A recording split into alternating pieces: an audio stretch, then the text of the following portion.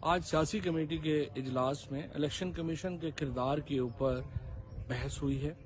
और कल आपको मालूम है कि 11 बजे इंशाल्लाह पूरे पाकिस्तान में जो डिस्ट्रिक्ट हेडक्वार्टर्स हैं उनके ऊपर हम एहतजाज करने जा रहे हैं इलेक्शन कमीशन के रवैये के खिलाफ। और जिस तरह से वज़ीर आज़म ने अपने लाहौर के जलसे में कहा कि इलेक्शन कमीशन के जो इस वक्त चीफ इलेक्शन कमिश्नर हैं उनका रवैया तो ऐसे है कि गोया वो कोई नून लीग के कारकुन है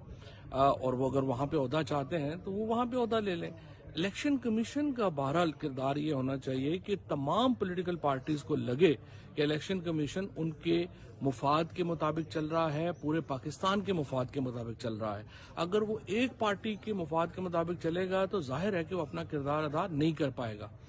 कल हमारा जो एहतजाज का मकसद है उसकी एक पॉइंट एजेंडे के ऊपर है और वो ये है कि जब इलेक्शन कमीशन के पास हमारे मुनहरिफ अराकीन का डिक्लेरेशंस आ चुकी हैं तो वो उनको डी सीट करने का जो प्रोसेस है और उनको डी सीट करने का नोटिफिकेशन जारी क्यों नहीं कर रहा।